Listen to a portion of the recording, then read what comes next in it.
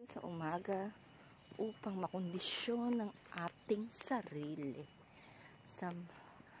Guys, kamusta na kayo? Ingatan natin ang ating kalusugan. Uy, nagpakita pa yung kalapati. Ang ganda naman huni ng ibon. Saan kaya yung mga yan? Ang ganda ng huni nila. At tayo'y huminga ng malalim upang mailabas ang hindi ka nais-nais. Ay, kung ano-ano na naman sinasabi ko. Pagmasdan nyo na lang po yung mga puno na nakakalbo, na wala na ang kanilang mga dahon.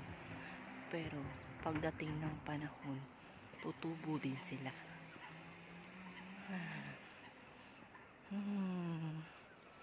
Fresh.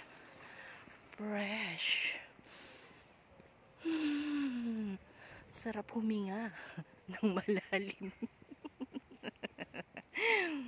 Ay, naku po. Guys, lakad muna tayo. Pupunta tayo sa ating pupuntahan. Siyempre, saan pa nga ba tayo pupunta? Kundi dun sa pupuntahan natin. Baliw ka talaga, Rosalie. Kinakausap mo na naman ang sarili mo. Ay. Kaso yung panahon ngayon ay makulimlim.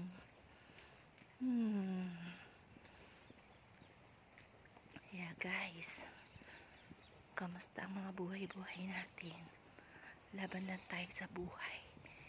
Walang susuko. Ang sumuko ay talo. Tama ba ako? Kaya, habang may buhay, may pag-asa. Habang may hininga, lumaban ka. Pasensya na sa tawag, parang tangi. Parang mango.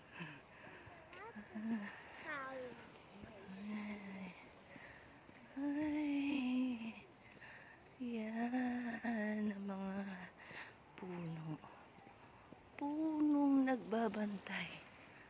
Nagbabantay ng kalikasan upang ang mga sama ng loob ay kanilang ma-absorb. Kaya tingnan mo ngayon, daming sama ng loob na absorb nila. Joke lang po. Thank you for watching.